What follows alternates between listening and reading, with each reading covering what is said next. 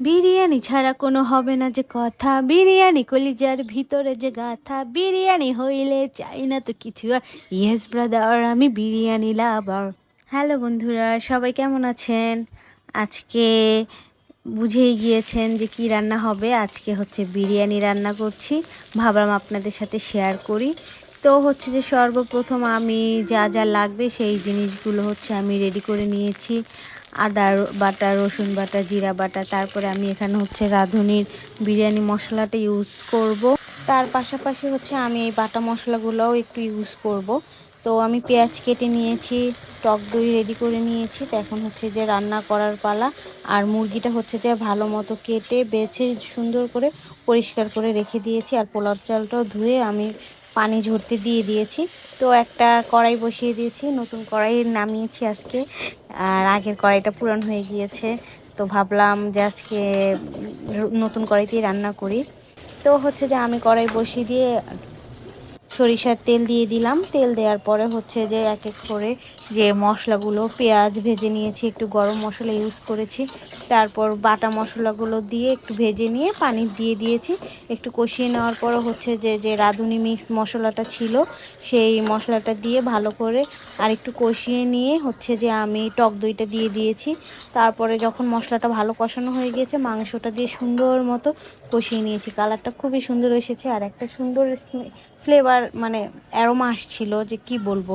তো হচ্ছে ওইদিকে আমার মাংসটা ভালো করে কষানো হয়ে গিয়েছে। আমি আর হচ্ছে যে পানি দিয়ে সিদ্ধ করিনি, মোটামুটি কষানোতে অনেকটা সিদ্ধ হয়ে গিয়েছে, আর বাকিটা পোলাওর সাথেই হয়ে যাবে।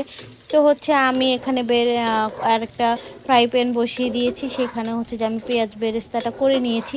আর পোলাওতে হচ্ছে আমি ঘি ব্যবহার করব, সুন্দর মতো ঘি দিয়ে আর হচ্ছে যে ঘি দিলাম, তারপর সরিষার তেল দিয়ে ভালো করে গরম করে নিই। এখানেও হালকা একটু পেঁয়াজ দিয়েছি, দিয়ে ভালো করে ভেজে হচ্ছে যে আমি চালগুলো দিয়ে দিয়েছি। চালগুলো সুন্দর মতো করে ভেজে ভালো করে ভাজা হয়ে গেলে আমি হচ্ছে এখানে এই ভাজার মধ্যে মাংসটা দিয়ে দিয়েছি। অনেকে হচ্ছে যে পরে মাংসটা রান্না করে প্রায় পোলাওটা রান্না হয়ে গেলে লাস্টে গিয়ে মিক্স করে, কিন্তু হচ্ছে যে আমি এটা করি না। আমি চাল ভাজা শেষ হয়ে গেলে ওখানেই হচ্ছে যে দিয়ে মাংসটা দিয়ে আর একটু ভেজে নিয়ে হচ্ছে যে আমি গরম পানি দিয়ে দিয়েছি। আর এখানে হচ্ছে পানি ইউজ করার নিয়ম হচ্ছে যে আমি যতটুকু চাল ব্যবহার করেছি তার ডাবল পরিমাণ পানি, যেহেতু মাংসটাও দিয়েছিলাম সেই কারণে হচ্ছে আমি আরও 1 কাপ পানি বেশি দিয়েছিলাম। দিয়ে হচ্ছে ভালো করে সুন্দর মতো এখানে আমি দুধ দিয়ে দিয়েছি। অনেকে চাইলে মাংস রান্না করার সময় ইউজ করতে পারে, আমি আর তখন ইউজ করিনি, সেই কারণে এখন আসলে ব্যবহার করেছি।